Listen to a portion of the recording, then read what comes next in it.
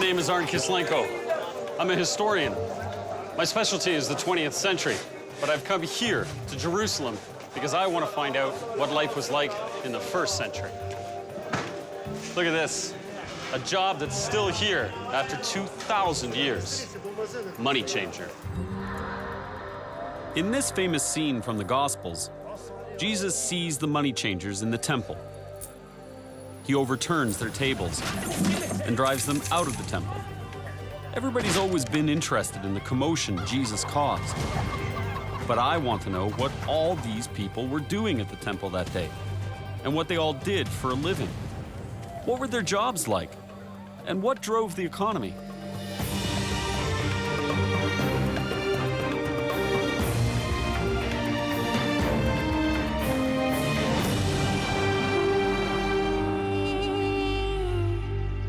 The hillsides around the city of Nazareth contain ruins that date back to biblical times.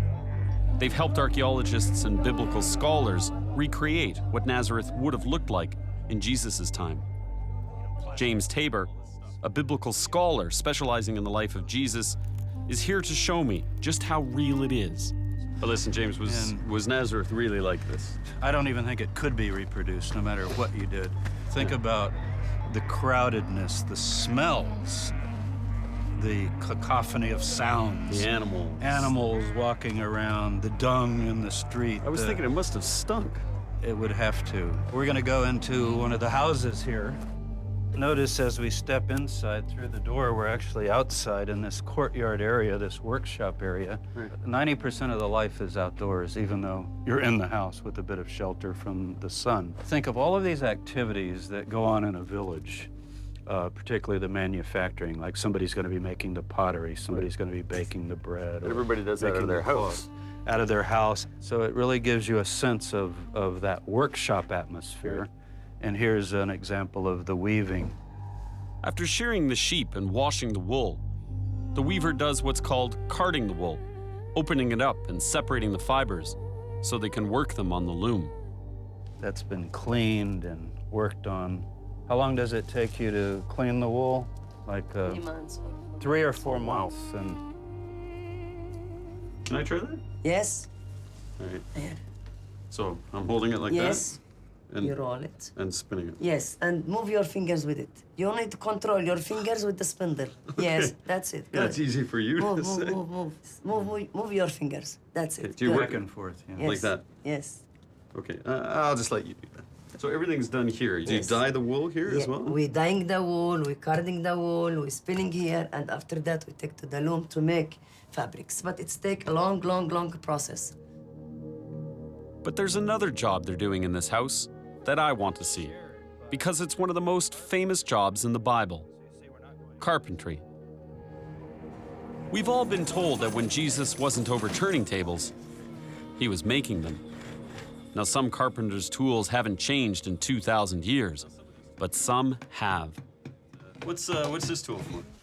Drill. A drill. It's nothing like my drill. Well, how do you use it? Like that. Oh, really? Can I try? Yeah. That is really tricky. Now I know why they invented power tools. Yeah. This is hard. Is it common to have a small child in the workplace like this? Absolutely. Judaism taught that if you don't train your son in a profession, you've abandoned him, basically. We're in a carpentry shop, most famous job in the world. I mean, is this how Jesus would have grown up? Yeah, I think that's the image people have. It's certainly in the movies and the books. We've been studying the terms that are used, and Jesus is called a carpenter in English, but Right. of course it wasn't written in English, written in Greek. Right. But the word actually is tekton, Which and it means? means sort of artisan or a builder, like a stonemason, which really doesn't fit woodworking as much. Right. So it could be any kind of builder. You notice there's not a lot of wood in a home, Right. but more stone. Lots of stuff. And most of the examples when Jesus taught, he talks about stone so often. So it's Jesus the stonemason, not Jesus the That carpenter. really does seem to be the best interpretation of, Really? of the original text. I mean, that's totally different than everything else we've ever been told before. Yeah, I think the carpenter idea is romantic in a certain way. A better image is getting up at 3 in the morning and heading off to Sepphoris nearby for hard labor at 4 or 5 in the morning, coming back near dark. Stone was the most important building material in biblical times, and easy to get from the rocky terrain. So Jesus the stonemason may have worked right here. 2,000 years later, builders in Israel and around the world have hand-operated gantry cranes and water-cooled sawing machines. The modern builders here still use the local limestone. Building techniques might have changed, but the ancient skills are alive. For some buildings, the shaping and cutting of stone is still done by hand. So, hot on the trail of the job that Jesus may have actually done, I'm heading off to the nearby town of Sepphoris. Because it's here, only 3 miles, but a world away from the village where he grew up, that Jesus may have gotten his first taste of the occupying power of Rome. This is James Strange, a world-renowned authority on biblical archaeology. He's been excavating Sepphoris for nearly 30 years, so he'll know why stonemasons in nearby Nazareth could have worked here in Jesus' time. All the houses and buildings that you see over here to the left, that's Nazareth. Right there. That's right. This is the economic center. So everybody from 18 miles around can come into this city and buy and sell. All the villagers, all the little hamlets, independent farmsteads, whatever they are. But also this city is in a major trade route that extends all the way to Italy and all the way to Egypt. So it's a trade hub. Yeah, very much so. Would Jesus have come here? When Herod the Great dies, this city revolts, and the Romans respond by destroying it. Then Herod the Great's son, Herod Antipas, inherits this city, so he gives orders that it be rebuilt. So thousands of workmen have to come in here. Someone has to cut the millions of stones that are in this mosaic floor. Jesus very well could have come and worked here. Jesus, his father, his brothers could all have been here. That's incredible. In Jesus' time, the Roman Empire ruled over Judea. Pagan Roman life, with its many gods and liberal ideas, was very different from how the Jewish people lived and how they prayed to one God. So the young Jesus lived right at the intersection of traditional Jewish culture and the urban life of the occupying Romans. He wasn't raised to live as the Romans did, but he may have built their houses. Huge houses. Here's what remains of one of them. I mean, look at our feet. I think it's the biggest threshold in the state of Israel, and it's the most finely cut. So I'm thinking a bureaucrat. Some kind of bureaucrat. In fact, I would guess we're looking at a magistrate. Right. We come into the opulence of, That's right. of his office, I presume. There was a pool right over here. That's a pool. That's a pool. There was another pool over here. So you had 2 Roman pools inside this building. This is astonishingly big and Roman. Even the administrators would be local people in the higher Rome. So they get co-opted into the occupying. That's right. Right. That's right. So the Romans didn't just occupy, they influenced many of the Jewish people. Many of them were Hellenized or Romanized, absorbing Greek and Roman culture right here in the busy city of Sepphoris. So what was it like here? It's the main road. It's absolutely teeming with life. People going everywhere. They're buying, they're selling, they're manufacturing. There'll be a laundry, you can go in there. This will be selling spices, and it'll be very aromatic. It must have really smelled. Oh, yeah, you bet it did. Think about a fresh fish shop, and you're walking right by it, you know, with all this fish, and the sun's been on a little while. And then also there are 2 drains underneath us, on either side of the street, actually, and all kinds of sewage is running through there. So we're smelling fish, we're smelling sewage, we're smelling cinnamon, we're smelling perfume, we're smelling people. Depending on the prevailing winds, for example, you could be coming in from Tiberias and you could actually smell this city before you saw it. The ancients speak of that. Now, I wanted to ask you, though, I'm always fascinated by these little things. So, what are the people wearing, and how do they keep clean in a place like this? Well, if they're wearing white, like they're a high-ranking person, then it has to be washed in urine. That's the Roman technology. So it stinks. It stinks. It's noisy, it's energetic, there's a lot of things going on. So it's the Fifth Avenue of the ancient... It's something like that, a Fifth Avenue in a major city right in the ancient world. The Gospels tell us that when commerce threatened to take over the life of the temple, Jesus cracked the whip. And the seeds for that rage could have been sown here at Sepphoris, where Jesus was likely getting his hands dirty while trying to keep his soul clean. Jesus' job leads him to where the work is, and his ideas and philosophy begin to develop with huge consequences.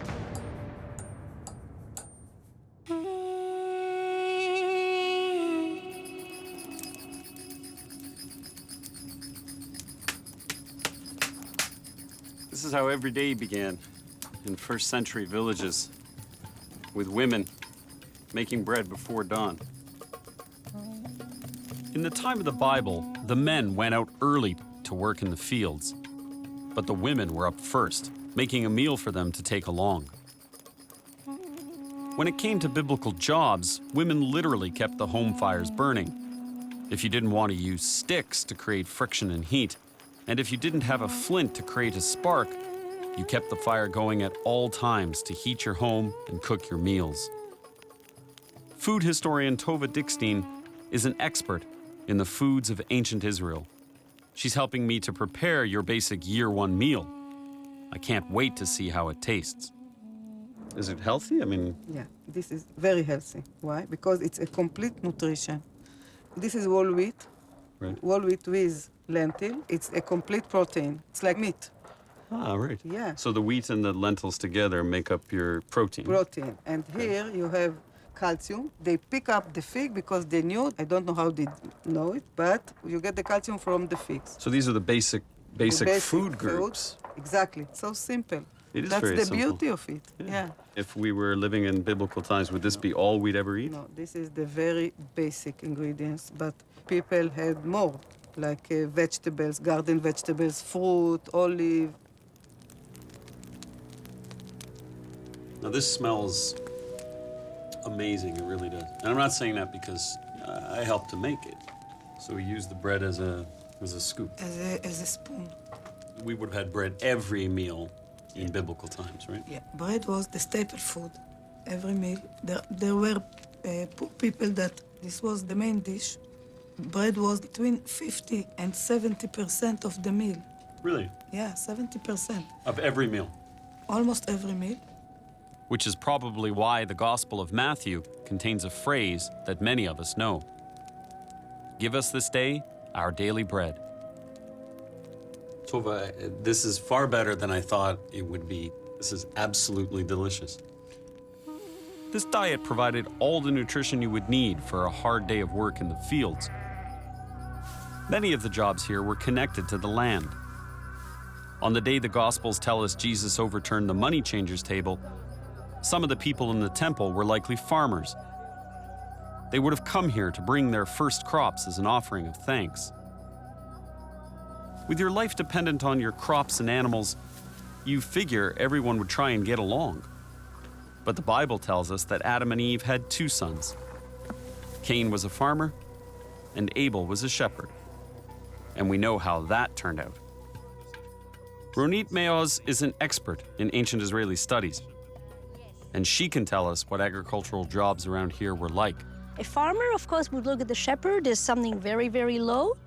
But I think the shepherd would look at the farmer as being a prisoner because he's tied to his land. So do you mean that farmers and shepherds would compete? Are not friends, especially if you have those goats. Beyond their use as food, in biblical times, goats were also used for temple sacrifices. These money changers that Jesus will confront are converting foreign currency. And one of the reasons pilgrims needed the local currency is so that they could buy animals to sacrifice in the temple. But before they meet their fate as lunch or sacrifice, goats have their own ideas. If she wants to eat from a tree, she will climb or as much as she can, and she will take the leaves. She will also take out the roots, something that the sheep cannot do. So for a farmer, she's a destroyer. Maybe that's why the farmer Cain and the shepherd Abel didn't get along. Abel's livestock really got Cain's goat. And the sheep were useful not just for food, but for making clothes. But first, you had to catch them. Would you like to lead this flock? Would you like to do that? Sure, let's give it a try. I can do Okay. that. Wait. Let's go. I think you forgot one.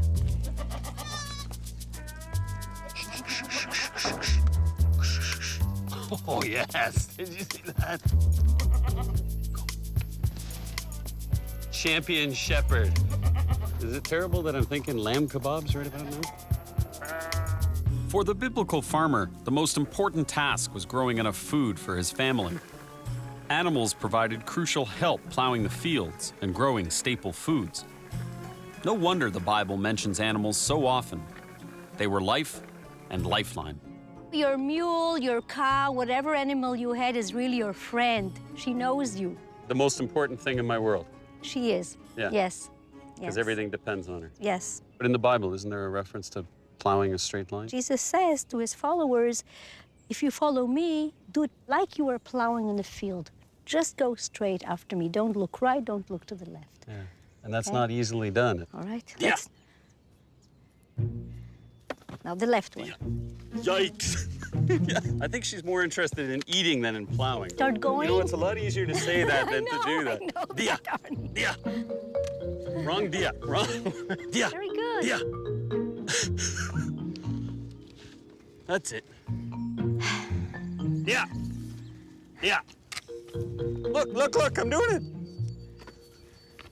From morning to night, I'd be out Morning here to plowing. night, you'd be plowing now. It's really a lot of I'm work. sweating now. But you know that God said to Adam that with the sweat of your brow, you will get bread out of the land. Yeah. There we go. That's a girl. Biblical farmers developed a terracing system still in use here. They cut large shelves out of the hillside to prevent the soil from washing away. Here they grew barley and wheat and anxiously hoped they'd chosen the right amount of seeds to eat and to sow.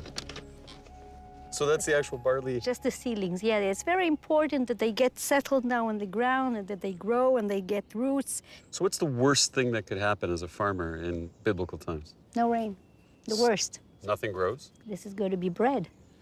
So if there is no bread, there is no life here. From the time of the Bible right up to today, for the Jewish people, unless you've broken bread, you haven't had a meal. And in the Holy Temple, beyond the courtyard where the sacrifices were held, was the sanctuary, and the only food allowed in there was bread. But to grow the grains needed for your bread, you needed water.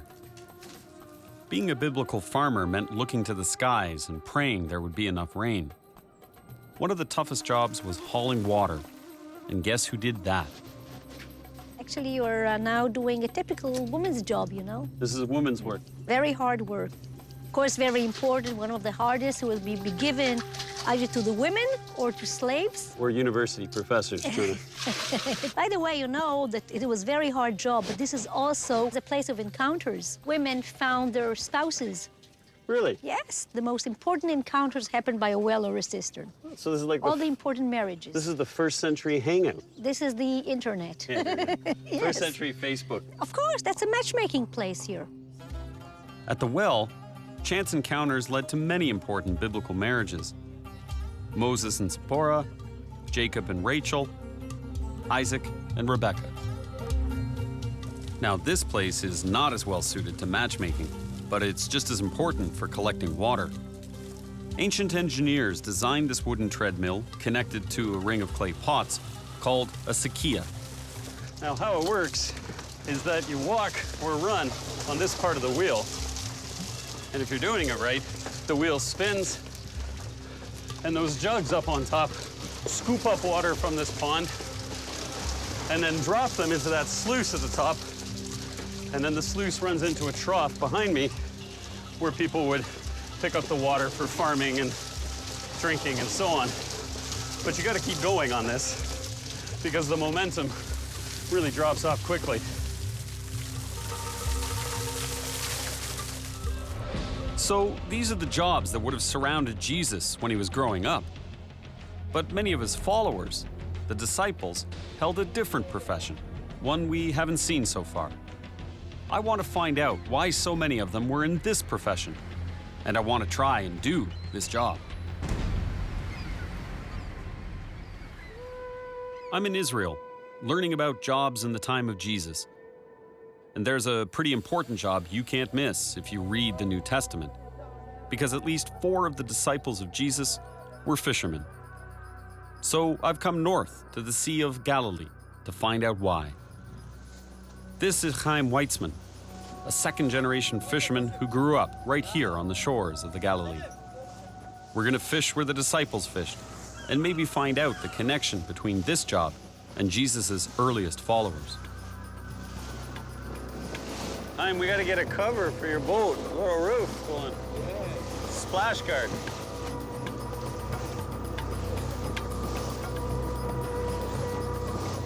That's a hat. I love that. Now I'm a fisherman. Yes. Looks good. Yeah, very good. So how did the disciples know where to find the fish? Like Chaim, they knew the waters around here, and they used their instincts. It didn't always work, but they had Jesus. And the Gospels tell us he miraculously knew where to find the fish. We have sonar. We're fishing for tilapia, which has been swimming in these waters since before the time of the disciples. Now, they call it St. Peter's fish, named after, guess who?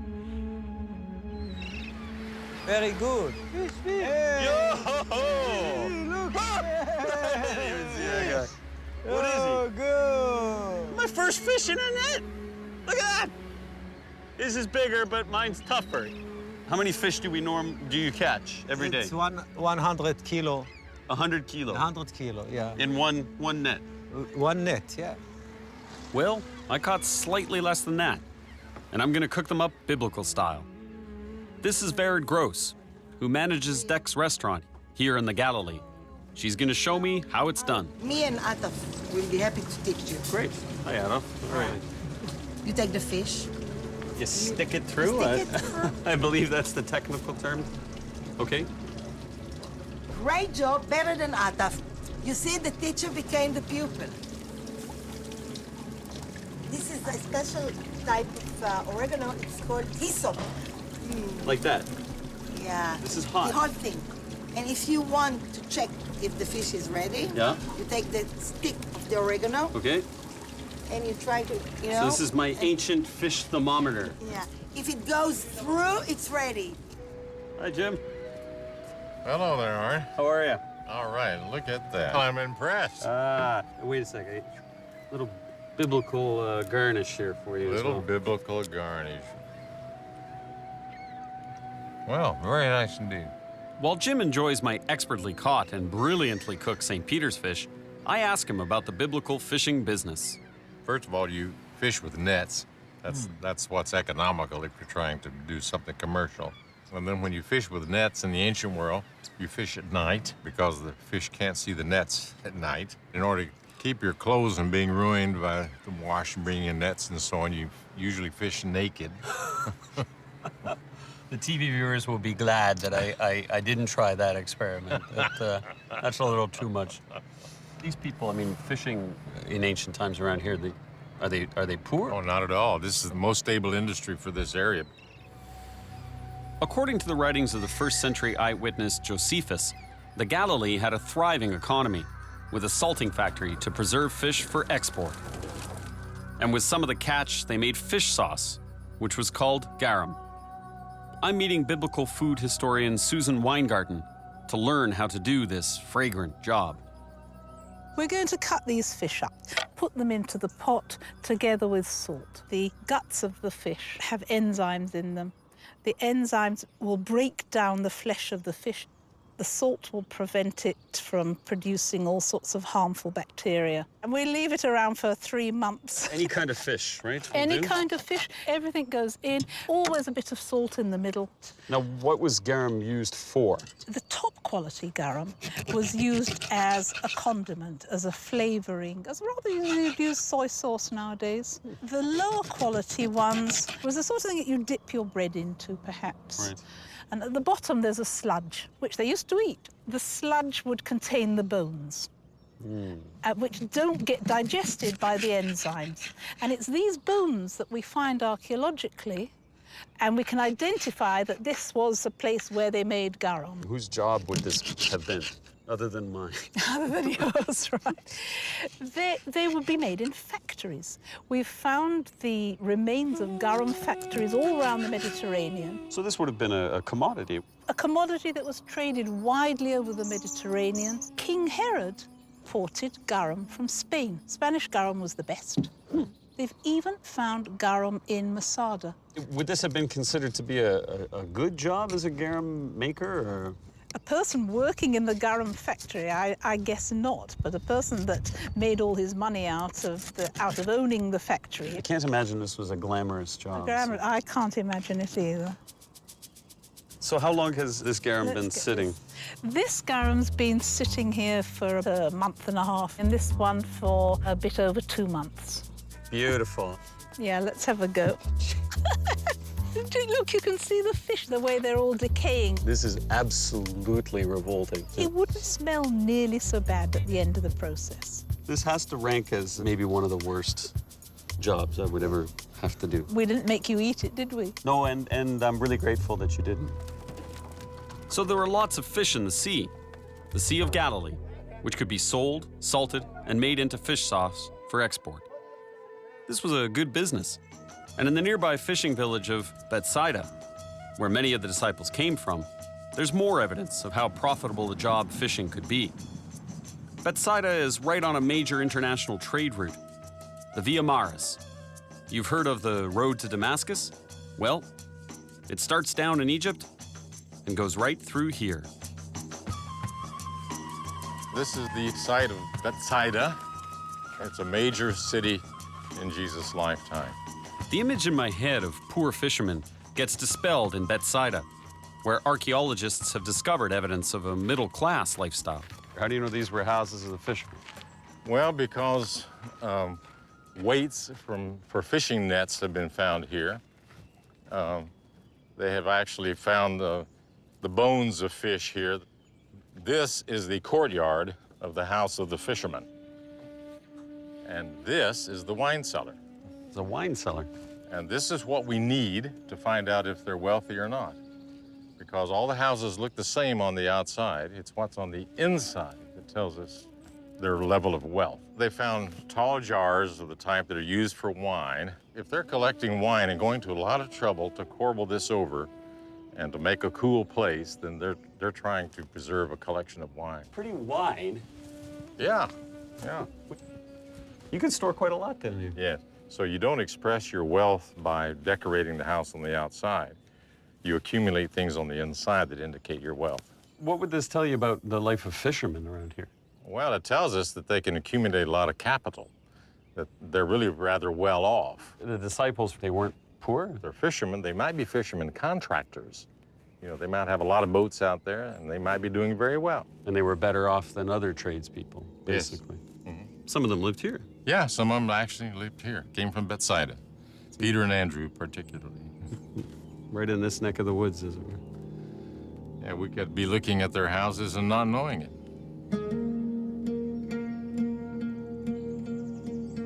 You know, it makes sense that the disciples would have had well-paying jobs, because the Jesus movement is a rebellion, a revolution, and that takes cash as well as belief. We're seeing a transition between the Old Testament and the New, and jobs are one of the key differences. In the South, the farmers and shepherds of the Bible are at the mercy of the rain and the seasons. But in the North, the New Testament stories are all about fishing, a year-round and stable business. All right, we've seen the nice guys and the nature. Who isn't happy to meet a farmer or a fisherman? They provide food. But there were guys who did another kind of job in Jesus' time, and everyone hated them. No one was happy to see them show up. And yet, it's a job that one of Jesus' own disciples did.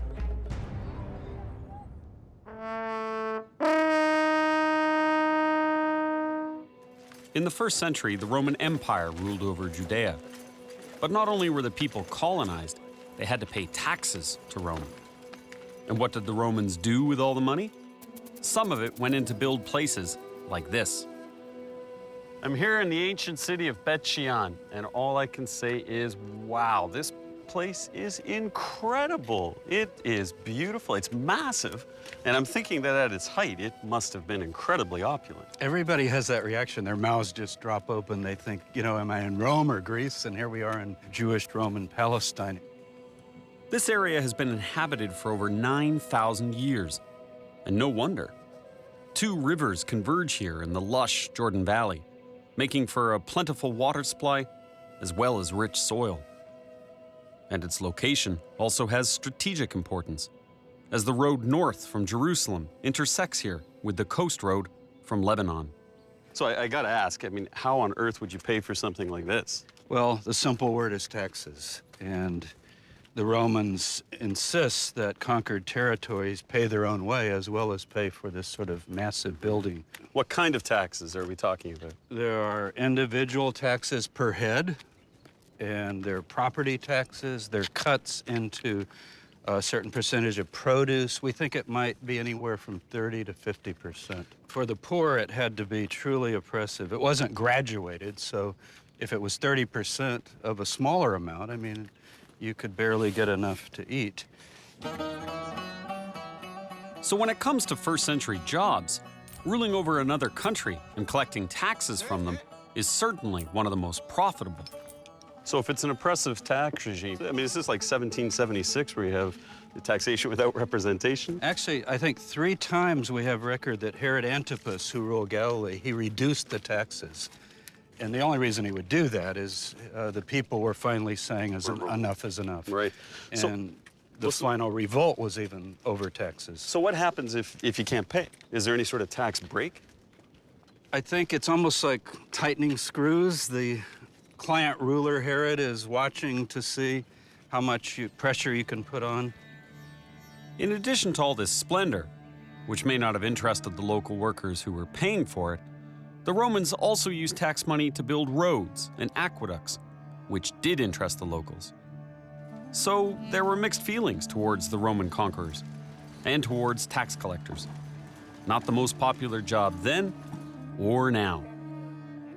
But one of the disciples of Jesus was a tax collector, Levi, who was also called Matthew. With Jesus so opposed to Roman oppression, why did he have someone like this in his entourage? The Gospels tell us that Jesus is looking everywhere for sinners to repent, and I guess that includes tax collectors. Now we know how the IRS reacts if you don't pay your taxes, but what was it like in biblical times? So what happens if there's a drought or a famine and you can't pay your taxes? There's no mercy. You could go to jail. You could lose your land. You know, maybe you own a family plot of land and all of a sudden it's given over to some rich landowner. And were people killed for this? Was there execution for not paying your taxes? We do have examples of 2,000 people being crucified. Really? Up and down the road here in Galilee. For not paying their taxes? Because they joined an anti-tax revolution. Imagine seeing crosses up and down a Roman road. Yeah, I'd start paying my taxes at that point. That's exactly right. Beyond your basic greed, the Romans also found that taxing everything and everybody dovetailed nicely with that other pillar of empire building, trade. Trade routes allowed them to tax goods at every stage of the journey. And it was merchants, another important job in the time of the Bible, who had to deal with both taxes and trade. Getting your wares to the big cities sometimes involved a great deal of travel, especially for certain goods that the city absolutely could not do without. For instance, in Jerusalem, they had to have frankincense. Without it, there could be no temple worship. Why not? What is frankincense anyway? And where does it come from? I've come to the Negev desert to trace the frankincense trail and learn more about the men who couldn't do their jobs without it, the priests. The same men who clashed with Jesus. From this famous scene in the New Testament where Jesus overturns the money changer's table, I've been learning about the jobs all these people did in biblical times, and how their professions could have brought them all to the Holy Temple in Jerusalem on that day. There was another very important job practiced by those who were already at the temple, the priest. priests were the link between the people and their god, performing animal sacrifices and burning a special incense called frankincense as an offering. Frankincense begins as a tree resin from southern Arabia, but to get it to Jerusalem, it used to have to go through this.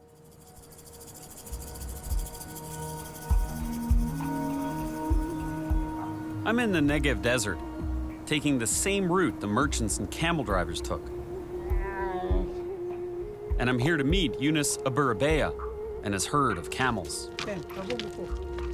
Salam alaikum. This is my camel. כן. What's his name? שייlat. Shailat. Shailat. The job of camel driver hasn't changed much in 2,000 years. The most important thing is to look after your animal, because we're a long way from anything. They're incredible animals, smarter than the vehicles that replace them. And unlike cars and trucks, they can go over almost any terrain. Cover up my big head. יש לו ראש יפה, לא?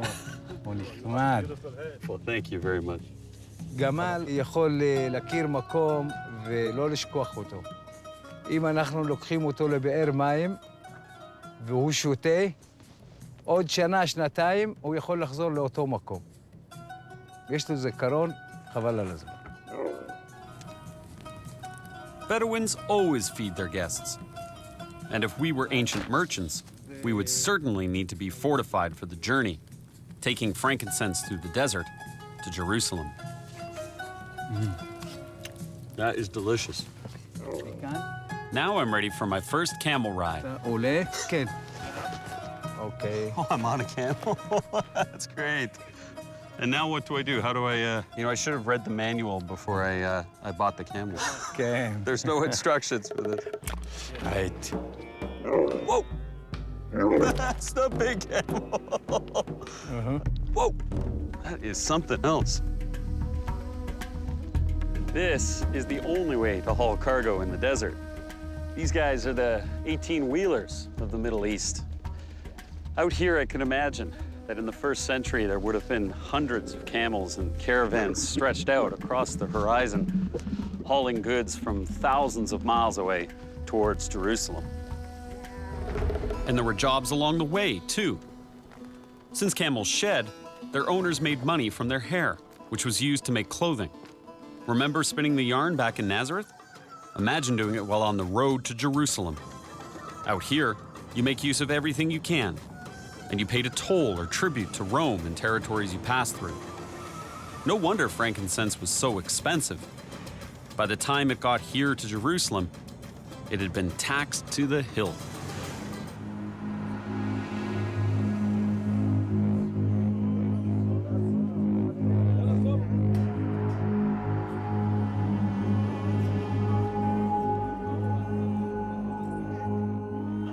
I'm in the souk, or marketplace, here in Old Jerusalem. A lot of things have changed over time, but you can still get goods here that were sold during biblical times.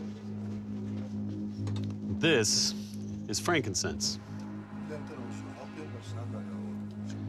We know it best as one of the gifts that was brought to baby Jesus by the three wise men. How much is this? This is 100 gram, 12 shekels. 12 shekels for one? For one, yeah. For one? Yes. Can I smell that? Yeah, sure. Sakram. It's very beautiful frankincense. That's beautiful, yeah. It's good for smell, good for memory, good for anything. Because that many people before 2,050 years ago, he's put all of this in his home. So 2,000 years ago, yeah, this was used. People. So everyone. Some people believe frankincense to be an effective anti-inflammatory, and current medical studies are testing other benefits. But the ancients knew that burning frankincense was an offering they had to make to God. It's still burned in churches today. And 2,000 years ago, pilgrims coming to Jerusalem and entering the temple would have inhaled its sweet fragrance. 3 times a year, the Jewish people came to the temple from all over the world for the major festivals. I'm in Old Jerusalem, and this is the Western Wall. It's the only above-ground structure that's left of the temple that the Romans destroyed. The Temple Mount is the holiest place in Judaism, and the Western Wall is its only physical remnant. Just up here on Temple Mount, the very first temple was built about 1,000 years before Jesus was born. People come here 365 days a year, 24 hours a day to pray in this square. Many of them write prayers on small scripts and place them in the wall. Others kiss the wall. The pilgrims brought animal sacrifices to the temple, but they didn't bring a goat or a dove with them halfway around the world. So the first thing they had to do was convert their currency so that they could buy animals to sacrifice. So what about this job, money changer? Did Jesus really object to it? After all, without it, pilgrims couldn't buy and offer their sacrifices. It wasn't the job, it was where the job was located, inside the temple. This crowded city of pilgrims attracted merchants of every kind. It was a good place for business. But Jesus didn't want the temple turned into a business, and some say the priests were allowing it to happen. I want to find out more about this job, which was unlike any other, and answered to a boss unlike any other. In the pressure cooker of Jerusalem, how did these priests balance religion, commerce, Rome, and the first century rebel? In the time of the Bible, Jerusalem was as busy as it is today. 3 times a year, pilgrims came from all around to offer sacrifices in the temple that used to be beyond this wall.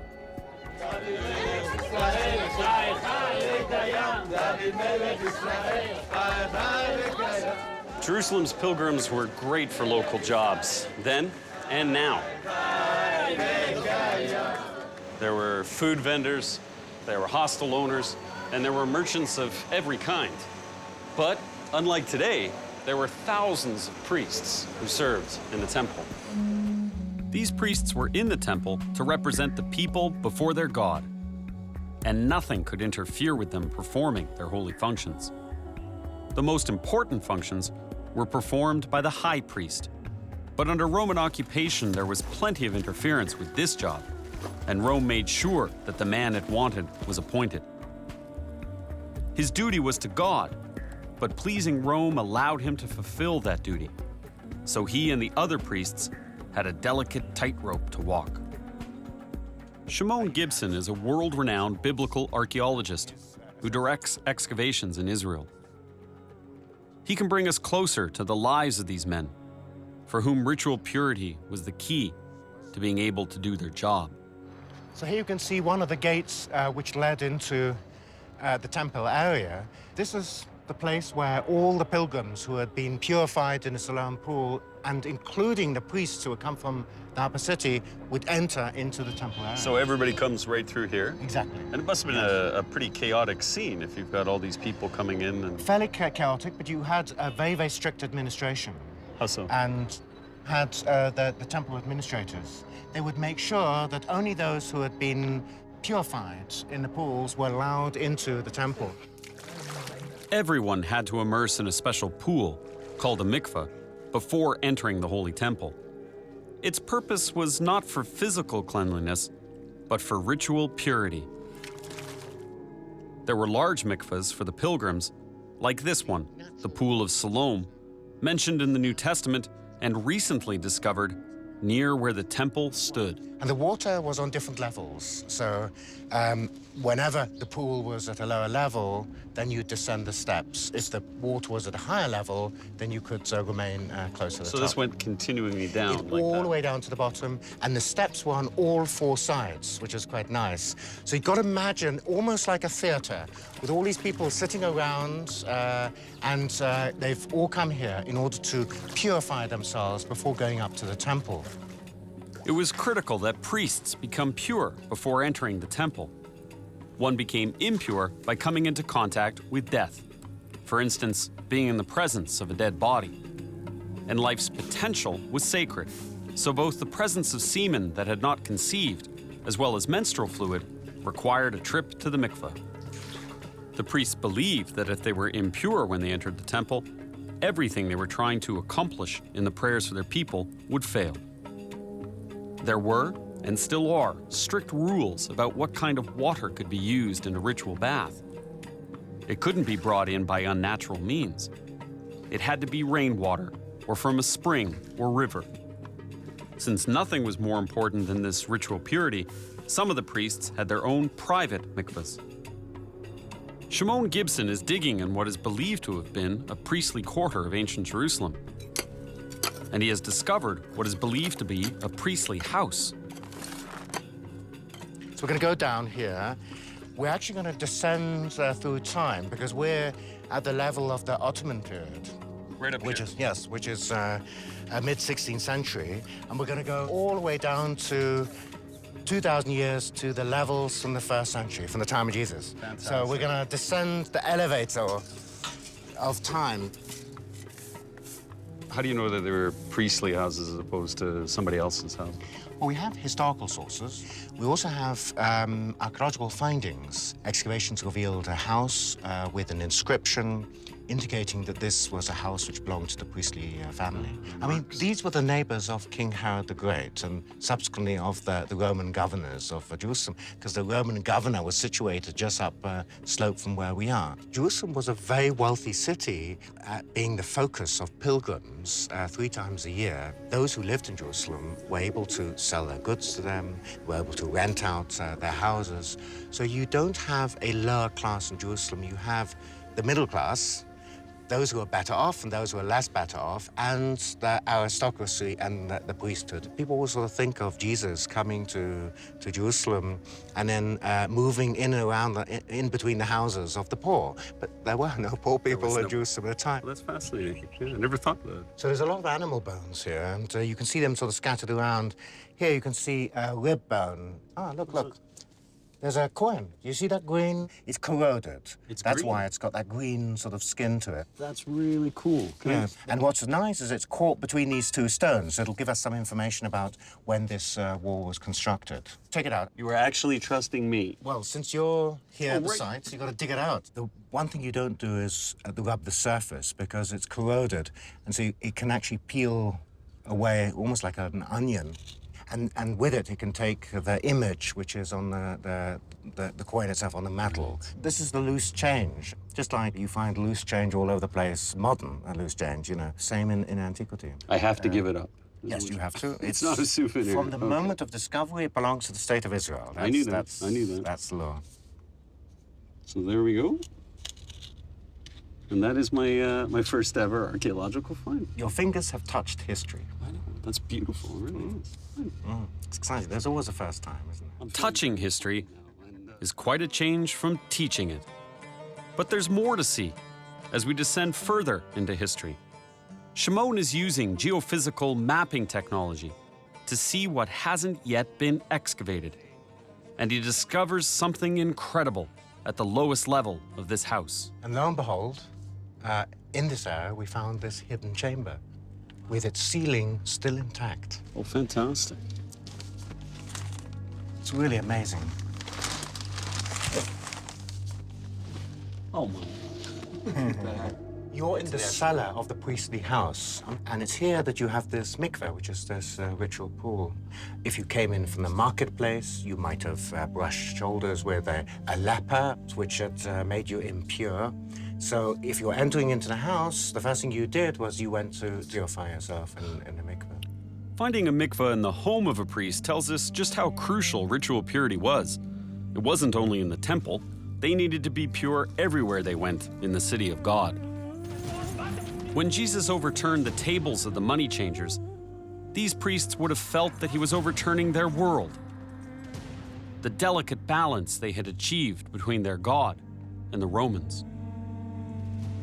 And here in his house, we can touch this man's life, this vanished job, temple priest. But this is extraordinary. By doing their jobs and finding out about their everyday lives, I've learned a lot about all the people who would have converged on the temple on a fateful day in the 1st century.